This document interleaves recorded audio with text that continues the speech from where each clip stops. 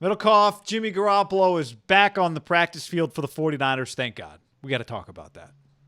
Yes, we do. No more Nick Mullins. And if you like what we're talking about, I'm sure you will, subscribe to this channel, the Haberman Middlecoff channel. Subscribe and like the video. And don't forget, check out our podcast below in the description. It's out on Sunday nights after all the action, so you want to be there. Dolphins must win. Niners, Garoppolo back, John. They need this badly. But after watching Mullins and then a little C.J. Beathard, who looked good, so let's focus this on Mullins. After watching Mullins, the whole world wants Jimmy back. But I think the world has maybe forgotten that the last time we saw Jimmy, we were begging him to be better. So him getting back makes the Niners better. It doesn't really get them over the hump that they're trying to get over unless he plays better football.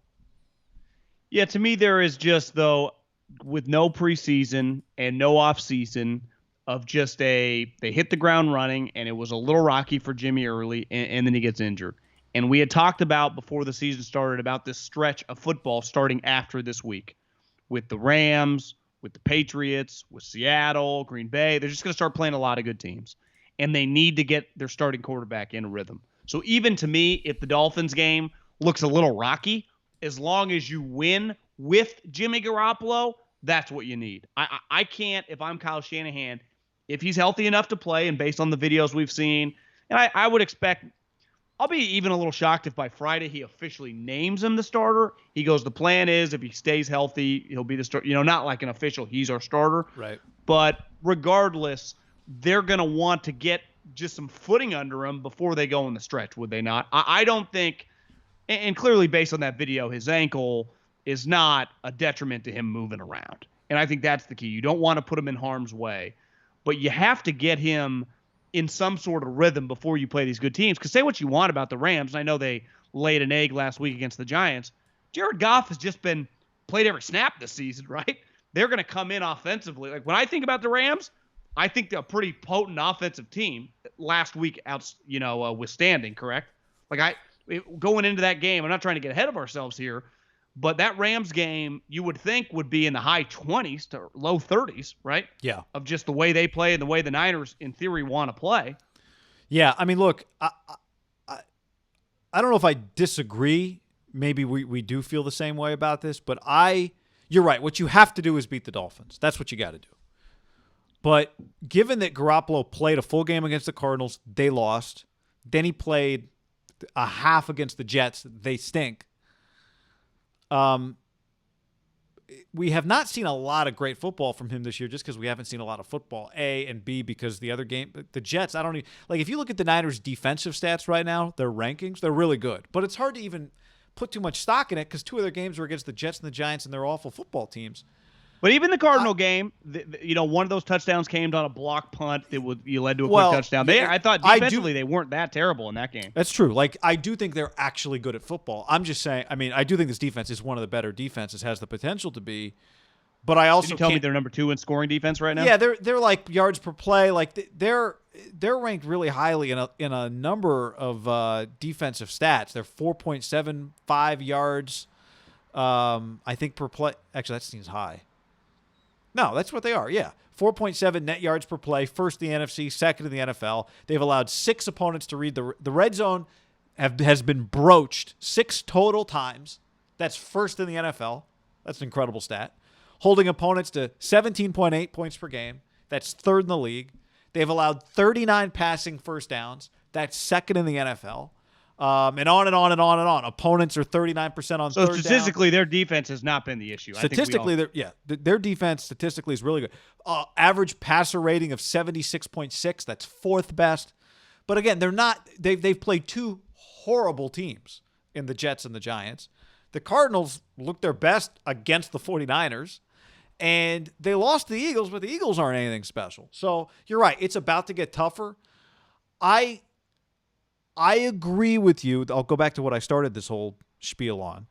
I agree with you. Just winning this week is what's most important. But the more I think about this Dolphins game, the more I'll be a little concerned about what's coming next if they don't handle Miami. Maybe not the way it looked against the Giants or the Jets, But I don't want like Fitzmagic driving the field here with 2 minutes left to make it a 7-point game. I'll be a little uncomfortable if that's how this thing finishes. Combined records, just a quick little math problem for me over here. 3-12-1 of the 4 teams they played. Okay. 3-12-1. Yeah. So it's I need pretty some ugly. Style points this week, John. To make me feel But better. I think if we look back at the Eagles game, the reason they lost, and even when Carson hit the big play, the Eagles were not good on defense. Or, excuse me, on offense. The Niners thoroughly outgained them, and you subtract the one play that he hit to some guy we'd never heard of for the game-winning touchdown, the Niners were really good in that game, right? Carson had 1 touchdown on like a zone read give. But the reason they lost that game is their quarterback play wasn't bad.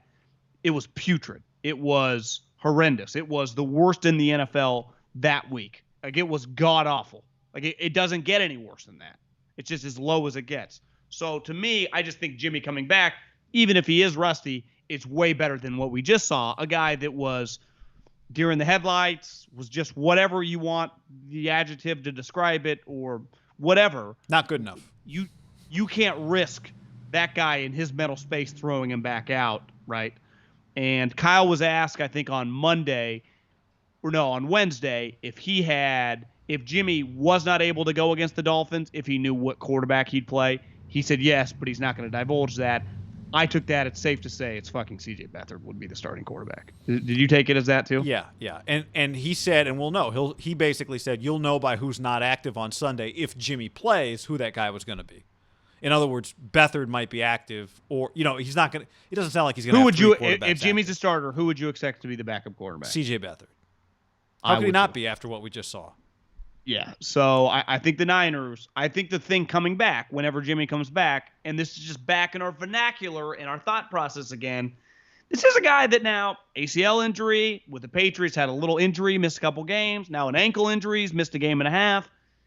It's just he's not racking up. No, like 2.5 games. Yeah, 2 for the Patriots. So he missed 2.5. He missed 1.5, and he missed 14 or whatever that the second year I guess he got hurt in game 3. This is a guy that I think we'd forgotten because he had just 16 games, the playoff, and no real scares last year. This is not like some Eli Manning 12 straight years of 16 straight games, right? Or Rivers, or a lot of these guys that you just chalk them in, they're going to be the starter. Like, this is a guy we do have to worry about. I know it was an innocuous little ankle, but it did force him to miss what guy? 2.5 games? Oh, you're saying 2.5 this year. Yeah. It was, and he missed 2.5 in the Patriot year. So it's something to just be it cost them a game. Not his fault that his ankle, but they lost a game that I think they win if he's their quarterback. You pay your quarterback, I'd say 20 to 40 million now on that scale. Once you start paying him a big contract, even if it's not like the Ryan Tannehill contract, right? Which isn't Jared Goff or Carson Wentz or Deshaun Watson, but they still paid him 25 plus to 30 a year to start every game. That's the reason. Just get the 16 games. You're allowed to have the bad games in that stretch, but I pay you to start every game. And right away, the Niners, his injury issue cost them a game. Well put.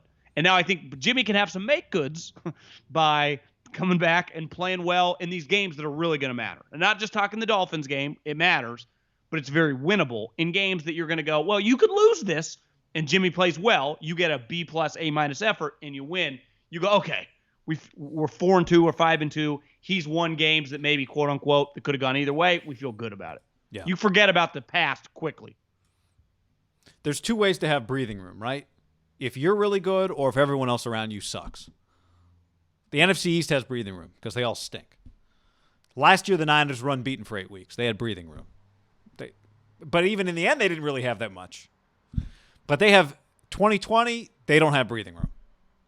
Well, that's why, to me, Seattle right now, it feels like they got a lot of breathing room. But if you look up in 3 weeks and you're 6-1 and the second place team is 5-2, you're actually not you're like, fuck, we just went basically perfect football in the first 2 quarters of the season. You're like, we only got a 1-game lead and we got to play these teams 4 times. Right. That's where, and the Niners learned perfectly last year, is the divisional games, you got to play those teams twice. And it's clear that Seattle and the Rams are going to win a lot of games. That's where I think they're hoping, like, God, we would love the Niners to drop another one. Just get them out of our rear view. Yep. This is got to win this week. No, you do. This is a big quarter for the Seahawks because they've got Sunday Night Football against Minnesota, but then they've got Arizona, the Niners, the Bills the next 3 weeks after that, and then they play the Rams after that. So it's a big month coming up for them too. It's a big month for everybody. I mean, every team can make that case, but one thing I look at the Niners is like it's this balancing act of you need him back now, you cannot afford to lose him again, Garoppolo. And you said this before, and I think you're so right. You're like, look, because I said Mullins wasn't good enough, right? You're like, look, if you told me you get your backup quarterback has to play 3 games and you win 2 of them, you just take that. But if you're a playoff team, a playoff contender, you really can't afford too much more than that. Well, for example, this week the Chiefs play the Raiders, and the line's like 13-14. It's huge. The Niners and this whole division, and I think you're speaking about Seattle too, and every time these teams play each other, the line's going to be very small. And obviously Vegas doesn't dictate who wins and loses, but I think that represents that as these teams start playing, the chaos could ensue. That's where if you can just take care of business in the games against the shitties, you're going to be fine. Because is there going to be a bigger line if people are if the quarterbacks are healthy than 3 or 4 in any Rams, Seattle, Niner game? Especially with no fans in any of these stadiums. Don't you think they're all going to be about 3? Yeah. Because if you gave me any of them at like 5.5, 6, you would just take that team. Yeah, in a heartbeat. Why wouldn't you? If I had to guess right now, they're all between 2 and 4. Wouldn't you? What would the biggest one be? I guess it's just hard to know. If the Niners win their next game? Yeah, it's hard to know. But they wouldn't be that big. Anything at 5, I have a hard time even seeing. Would feel huge. Yeah.